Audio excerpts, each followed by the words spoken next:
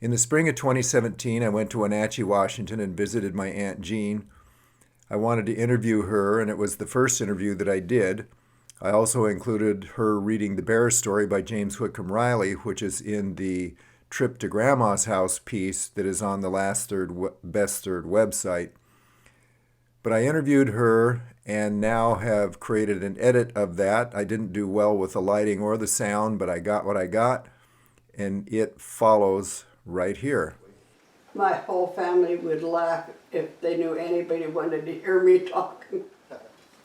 Aunt Jean, it's good to be here with you. This is my Aunt Jean, my mother's sister, and Her little sister. her little sister. And of course, I've known Aunt Jean all of my life, and When I was littler. there are a lot of things about Aunt Jean that are very, very special to me, and I think one thing that I would point out that I find very interesting in my own life is that as soon as I got true freedom in my life, which was 1973, I bought my first Harley-Davidson Sportster, and that was in the wintertime. And in the summertime, when I stopped working and took some time off, the first place I came was up to Wenachee to visit Aunt Jean. Because I've always been so comfortable around Aunt Jean and enjoyed her warmth and family nature and camaraderie and willingness to talk about any old thing that came up and just discuss it and have a good time. So the earliest experiences in my life's recollection of having complete freedom to just be myself and enjoy who I am and what I like about life was together with my Aunt Jean. That's special to me. I was thinking about it this morning, and you've done some of the nicest things anybody ever did for me, maybe without even knowing. The most special was buying me a dozen orange roses when Mary was married. And that is the first time I think anybody ever bought me any flowers. And it was so special, and you and Fred came up and cleaned my yard all up and just helped me for days. And I was just amazed how nice it was that you wanted to come and help me. That was really, really special, and I was hoping to be able to have a chance to tell you that while you're here, so now I've told you. Thank you.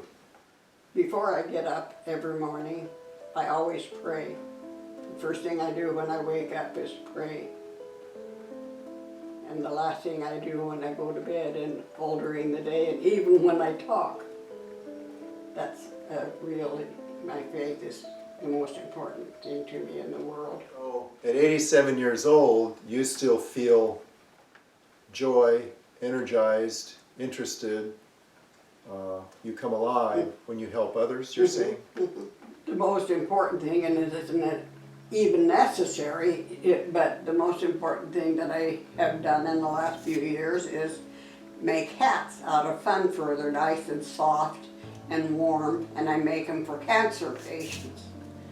And that's so important to me, and the people enjoy them. You know, I wear them myself, but they're comfortable, and I hardly ever go any place that somebody doesn't smile or say, I like your hat, and be pleased. And all of my family I love very much.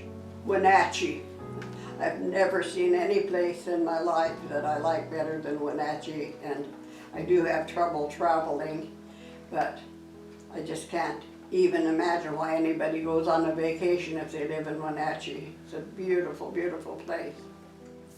And I like all the seasons, and that's another thing I like about Wenachee too. You definitely have all 4 seasons. I haven't attended a class since Mert died. We went to quite a few art classes, watercolor mainly, and I've really enjoyed. I like doing all kinds of things, and I've done a lot of things like ceramics and painting and sewing, and every time I sit down I'm surprised I'm not crocheting now. I even crochet in the car. I can make a whole hat without ever even looking at it. And people laugh at me and tell me I even crochet when I am in sleeping. I sit there in the chair and I'm still crocheting while I'm sleeping.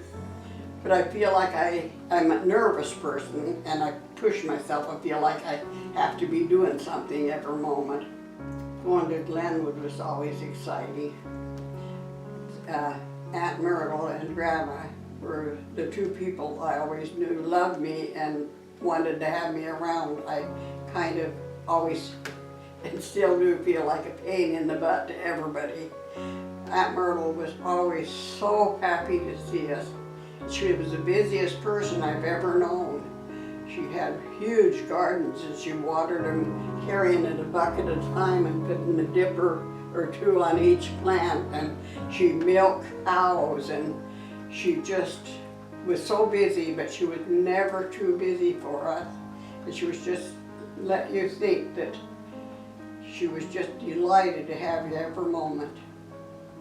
Loved her so much.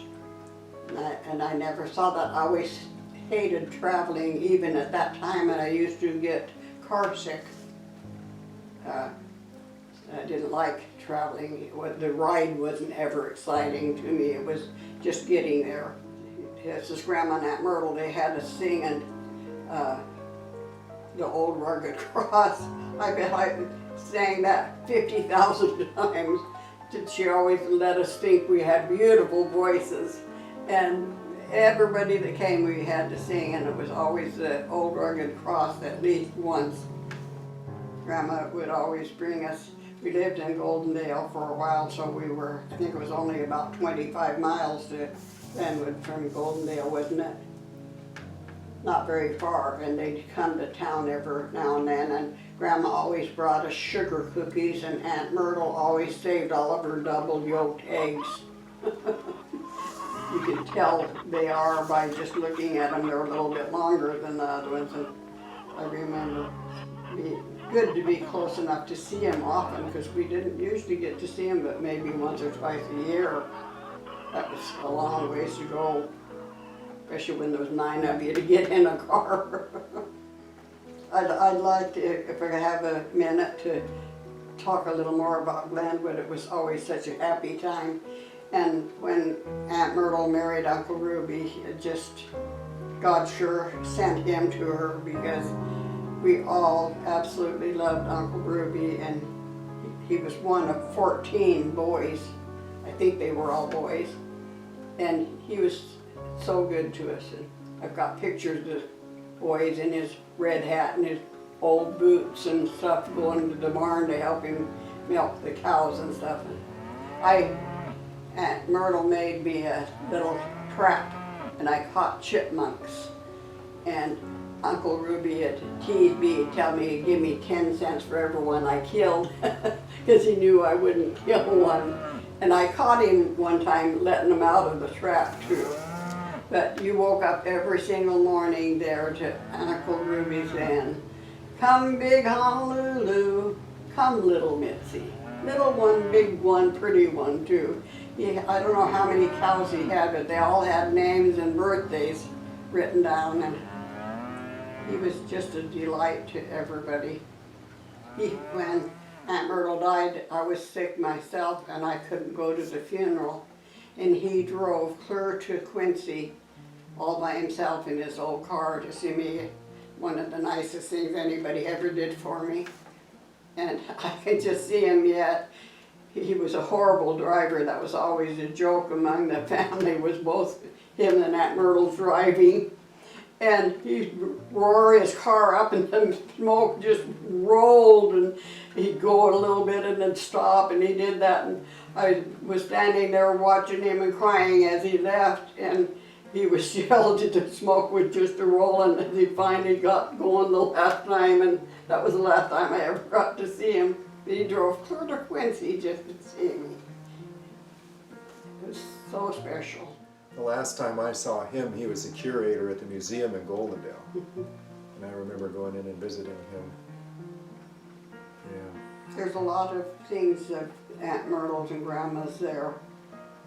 I did get to stop there a few years ago, and first thing as I just started to go up the stairs, I looked right in the whatever you call it, entrance to the stairs, and there was a quilt, Myrtle Smith. Her first husband was Percy Smith. And then there was just all kinds of things there. And the two things that were, well, the most special thing that I know of was these pictures that they had gathered arrowheads and made a picture of an Indian chief with his head feathers and everything, and an Indian princess, and then a wigwam, and then on the bottom of the wigwam it said American's first home.